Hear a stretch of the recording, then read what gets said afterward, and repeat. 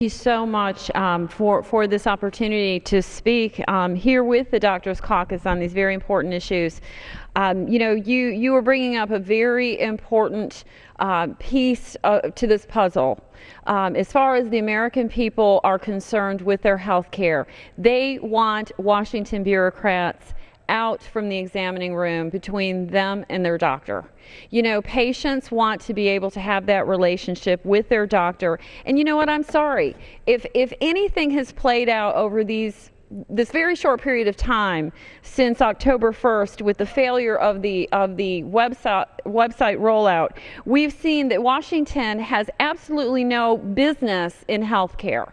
And this is only going to continue to play out. And I just want to take a few moments and speak on some of the issues that continue to remain in these failures of the website. And I know that the administration, I think we've spent over $630 million now with 50 contractors fixing this website. This website that we've been promised for so long was going to be ready, online, on time, working great for the American people. And we know that that's simply not the case.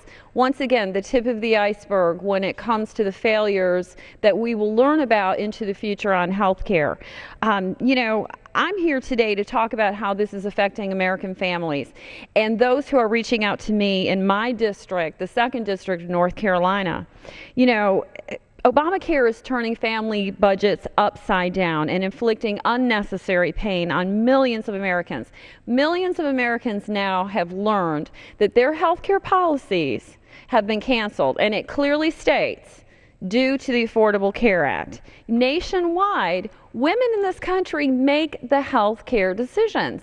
Over 80% of the health care decisions that are made by women. That means that wives, mothers, are single women choosing health care coverage for themselves have now been told by the president and the Democrats that voted for this bill and knew full well that you wouldn't be able to keep your health care plan if you liked it. Now they're being told, you know what you chose for you, your family, what was affordable to you is not adequate, and we know better than you do for your family.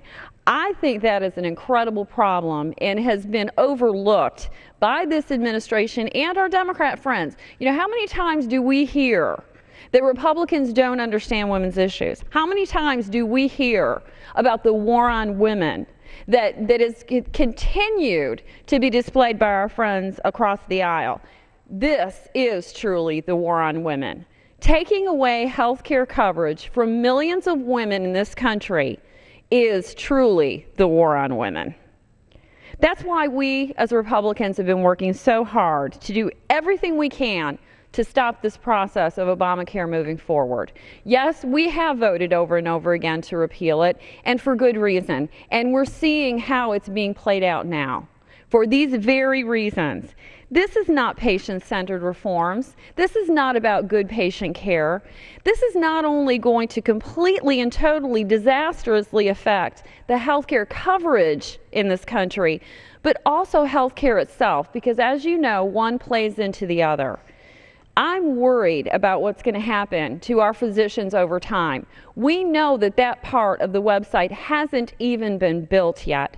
When physicians aren't even sure what they're going to be paid, when patients aren't even sure what coverage they will be able to receive and what treatments they'll be able to receive, which doctors they'll be able to go to. Think about the women in this country, the moms who are going to find out over the next couple of months that the pediatricians that they have come to know and trust, they are no longer able to bring their children to. Think about our parents, the seniors who are receiving treatment right now at different hospital systems, in different healthcare systems, that are going to find out they can no longer receive their treatment there because the networks have been narrowed so incredibly. This is what's going to play out over the next couple of months.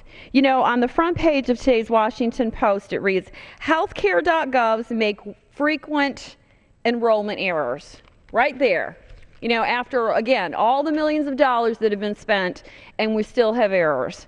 This isn't what we've come to know in America. You know, we know that 3-year-old children can get online and get on their iPads and go to town and understand computer systems and whatnot. And we can't even build a website that will allow patients in this country, families in this country, to navigate to get basic health care coverage.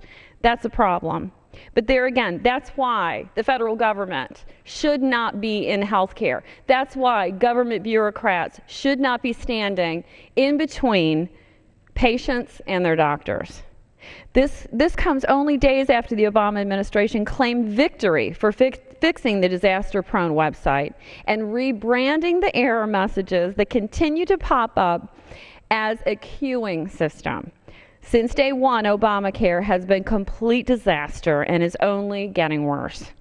As the Washington Post points out, those who have enrolled through the online marketplace may soon discover that their application contains errors.